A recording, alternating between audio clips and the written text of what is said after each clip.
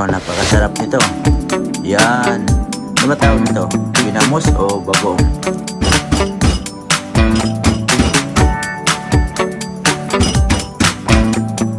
Lagay natin itong ginayat natin na hita ng manok.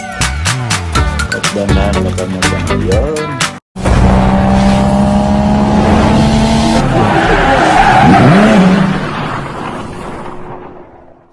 Yo, what's up mga ka-idol? Panibagong araw, panibagong video na naman tayo ngayon. At welcome back mga ka-idol sa ating munting YouTube channel. At may galaw shoutout pa sa inyong lahat. Saan man sulok kayo ng mundo naroroon. So, ayan mga ka-idol. At andito na naman ako sa inyong harapan. At maraming salamat sa mga solid ka-idol natin dyan. At yan mga ka-idol. At umuulan sa labas. So, hindi kami makalabas ni Love.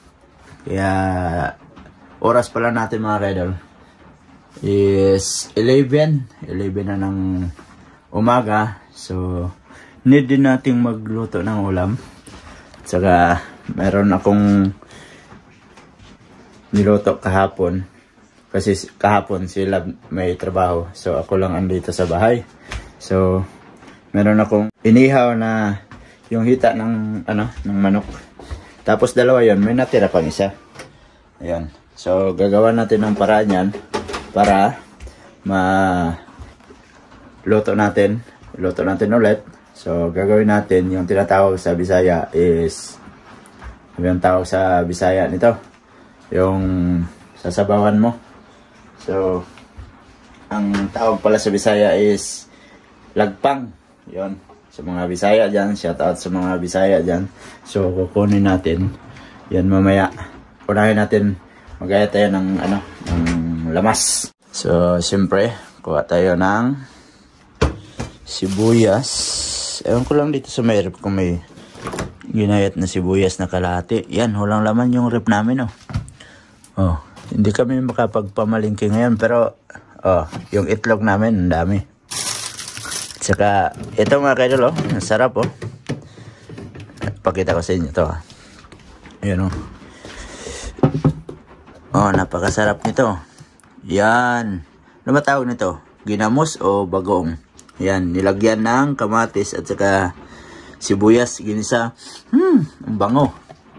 Yan, sarap yan sa piniritong isda. Sarap na ulam to.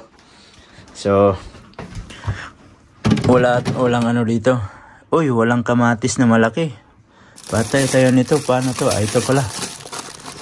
Ayun, kamatis. Isang pirasong kamatis. At saka sibuyas. Yan. Ito lang yung ating gagawing lamas sa ating nilagpang. Yan. So, gagayat natin yan. Slice natin para umpisahan na yung ating pagluluto. At is ito na, isa na natin mga ka-idol. Siyempre mayroon tayong kutsilyo. Hindi mawawala yung kutsilyo.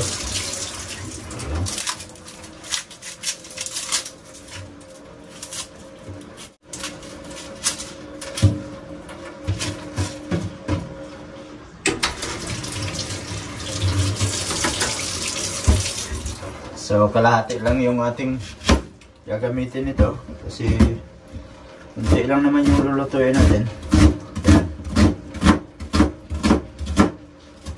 Diba? Tapos slice mo lang sa gitna.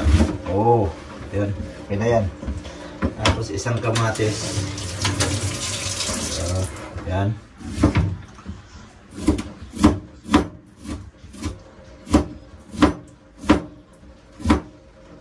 Kailangan manipis yung pag-slice para madali lang siyang maluto. Yan. Diba? Oh, yan lang yun. Ito, lagay natin sa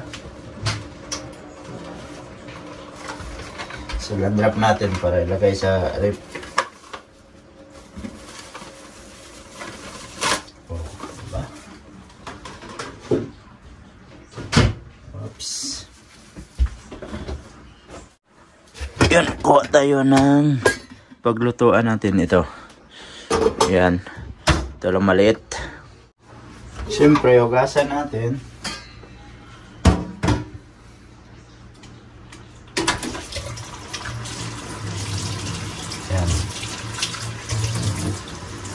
lang natin para ano, wala yung alikabok sa ilalim. Tapos lagyan natin tubig.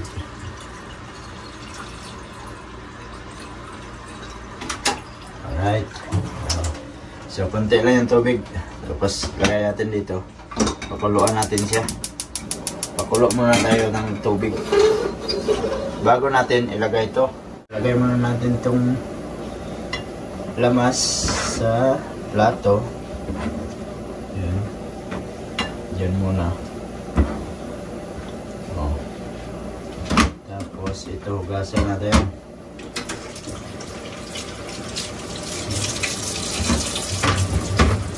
Yan. Yan lang muna yung lamas. So habang nagpapakulo tayo, itong manok na ligta ng manok, gagayatin natin ito na maliliit.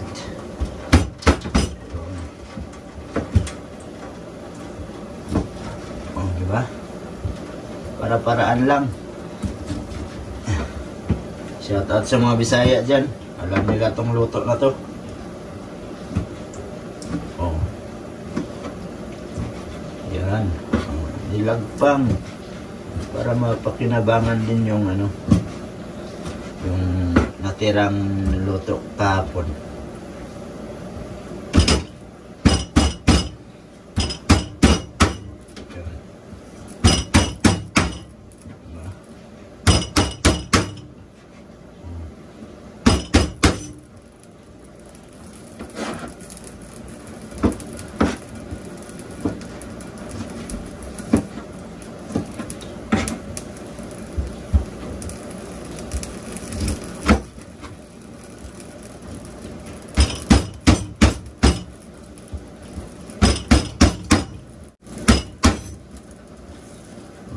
Yan. Diba? Ayos na yan. Simple lang to. Gawin natin sa plato.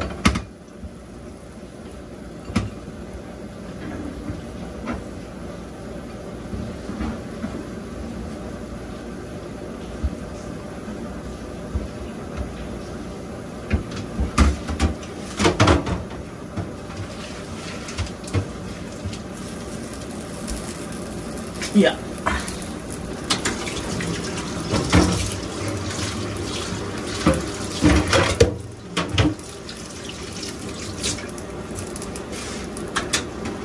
So yan.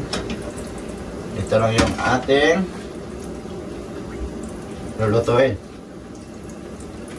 At kukuha tayo dito ng lemongrass. Ilagay natin sa ating, uy, nag-ice na. Oops, dito mo. Yan, lemongrass nakasiplak.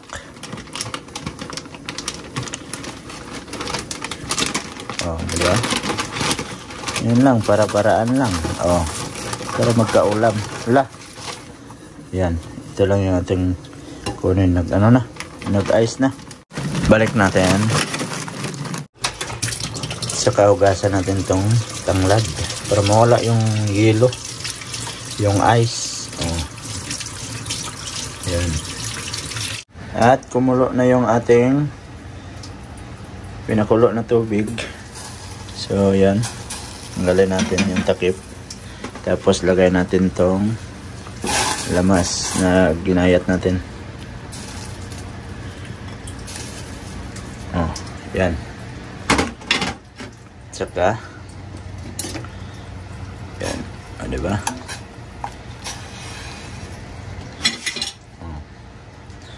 Takpan natin. So yan mga kaidol, at kumulo na yung ating nilagay na lamas. So lagay natin tong ginayat natin na hita ng manok. Huwag dandahan, baka mag ano yun. Ay, kasarap nito. Meron oh. Antay ka lang, silab talaga. Akala niya walang tanglad. Yun. Kaya lumapit pa dito.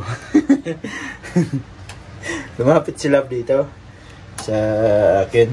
Nagtanong kung ano, kung wala ba daw tanglad. Mayroong tanglad. hindi pwedeng walang tanglad yan. Diba? Hindi pwedeng walang lemongrass kasi pag nilagpang na manok ka, kailangan may tanglad talaga. So mga ka-idol, habang nagluluto tayo, bili kayo, may bargain ako dito. Oh, yan oh. May mga polo shirt. Yan. Oh, kulay pink na damit. Yan, polo shirt ulit. Yan. Saka merong mga jacket, pants. O sa gusto, meron tag ano lang dito, tag 20. 20 lang. Bawat isa, 20 pitot. Bininta yung mga damit eh. Tapos meron kaming ano dito, stock na bigas. Kasi mahal na yung bigas, kaya kailangan namin mag-stock. Ilang buwan kaya namin maubos ni Love to. So, dalawa lang kami kakain, no? Meron kaming 2, 4, 6, 8, 10, 12, 14, 15, o 16 na ano, 10 kilos na bigas. Siguro may isang taon na namin kainin to. Ha? May isang taon na namin kainin to. Diba? Sa sobrang mahal ng bigas, nag-stock na kami ng bigas. O, diba? Sila pa natatawa. O, diba? Gano? Kaya bumili na kami, mintras na ano pa, yung mura pa yung bigas, kaya bumili kami ng stock na bigas dyan. Kaso lang, hindi ko naman magagamit yung nasa likod. Kasi nalagyan man ng bigas. Maliit lang kasi itong ano namin, apartment namin. Yung space dito, mabaliit lang. Pero goods naman, at least di tayo mabasa ng ulan bo. Umuulan na naman sa labas, di kami makakalabas, di kami makapamalingki. Kaya diniskartihan ko na yung niluto ko dito. So lagay natin tong tanglad. Sana na-enjoy kayo dyan sa ginagawa ko dito. Lagay natin tanglad. Love! Saan ka punta? Pakihawak mo na. Yan. Tapos lagyan natin paminta at saka asin. Oh. Alright, so shout out sa videographer. Wala na di kita ko ano? Ha? Paminta? Oo, maliit na lang. Kunti na lang yung paminta. Naman tong kuan. Wala kasi yung ano, yung malaki sana masarap. Kasi ano, yung manghang yun. Tapos asin. Itong asin na to, kahit marami yung lalagay mo, hindi maparat. Oh. Ay, wala nag-asin. Ano yan? Mamaya, dito ka lang muna. Kasi ano eh. Yan. Oh, napakasarap. Ito yung ulam ng mga Bisaya. Napakagaling ng videographer ko, pati mukha ko yun. Tinututukan talaga. Yan. Maya tikman natin yan. Ayan mga kaidol, at patikman natin kay Love yung ating niluto, kung pasado ba. Naluto ba nga ni? Grabe naman, naluto ba? Sabi pa niya kung naluto ba daw. Oh. Ano? Ha? Oh, di ba? Nasarapan din siya. Simpleng ulam pero masarap. Yan. Maya kakain na kami ni Love. Sabi pa niya, oh, naluto kaya to? Alam mo naman hindi maluto yun eh. Nasa apoy, di ba? Ikaw ba naman isa lang sa apoy kung hindi ka maluto? Grabe naman siya magtanong. Oh, kumain na ng itlog. Siguro nagutom na to. Ayan. So, kalagayan dito sa labas mga kaidol. Kaya hindi kami makalabas. Kasi umuulan. Yan o. Simula kaninang madaling araw pa yung ulan.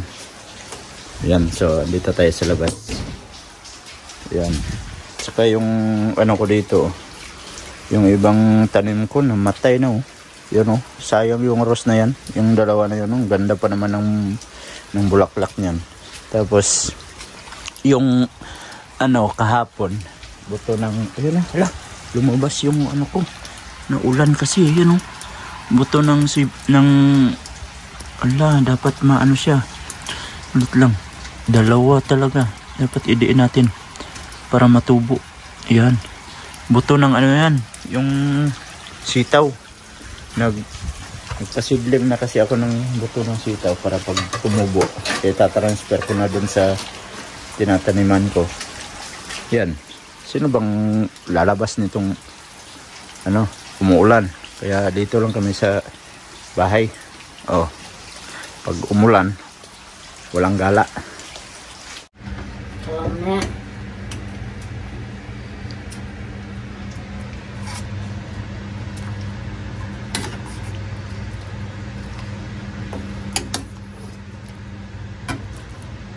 Kulang pa man sa imo alam.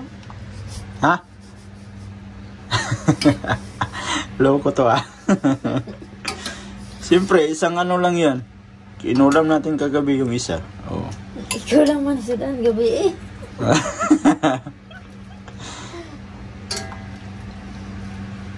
Ayun. So, makahigop kami ng sabaw. So, kakain na kami mga kaidol. Kain mga kaidol. Akong iugang diri. Magnatamgis man siya no. Ay, kaya sa sibuyas. May kuha na ko dugang eh. Yan. Ah, sarap po. Parat gamay. Nawala yung parat ng ano, ginamos. Doon eh. Sa sibuyas kasi yan. Tama na sana yung ano. Nilagyan mo pa ulit eh. Doon eh, tama na dito. Ayun. Kain! Yan o, sarap ng ulam. Tapos may ginamos kami dito. Yan o, ginamos. Daming sibuyas na. Sarap.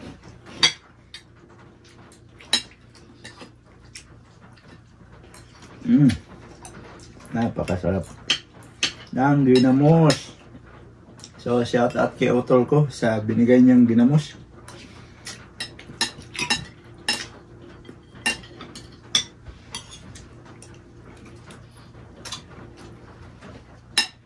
Ginamos lang ulam mo. Ay, nako. Isang rice cooker na kanin na yung maubos. Sarap po.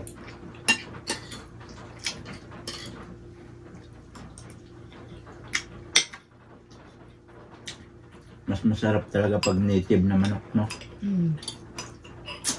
Gawin mong nilagpang.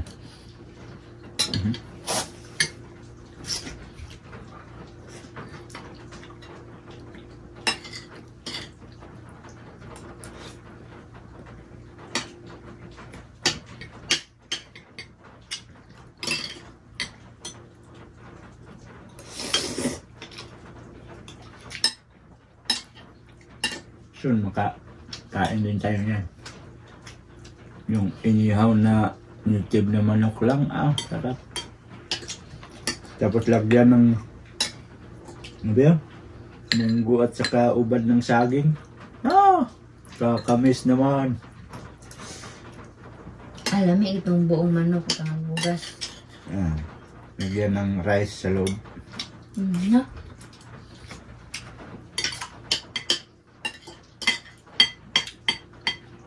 Ang lamas, ibutang sulit. Alam niyo. Gawin na rin na sa ipapang sa una. Marami kang mamiss sa Pinas. Pero pag dito, wala kasi yung iba dito. Meron namang mga Philippine na mga pagkain na dito. Pero iba talaga pag doon ka kuha. Mas anong paan? Wild ampalaya. Ang gawin namin. Wild ampalaya.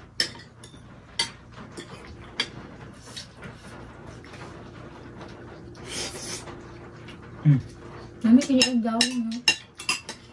Palaya? Lagyan ng kamatis.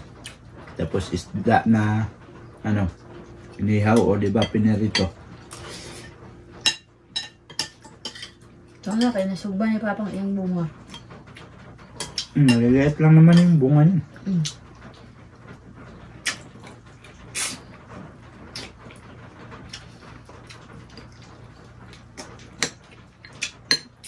Saan yung talong lang? Talong?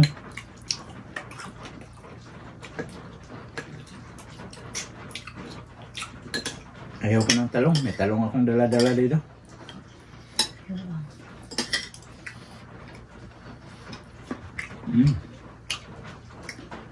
So kakain na muna kami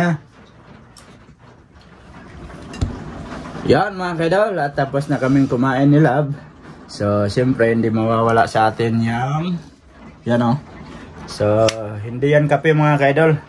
At ito po ay barley. So masarap sa katawan to kasi ano siya, walang asukal. So pure barley siya. At ito yung kanyang carton mga kaidol. Ito yung barley na iniinom ko. Yon. So pag marami yung kinakain ko na kanin o diba kahit ano, ito yung iniinom ko. So dati nagkakape ako sa isang araw.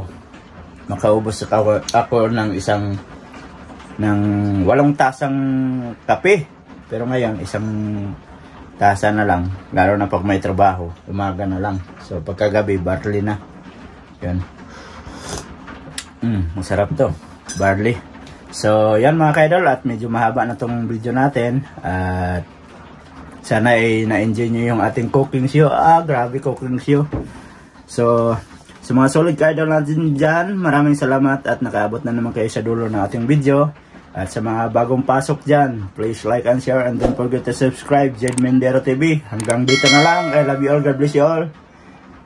Takpan mo na. Bye-bye.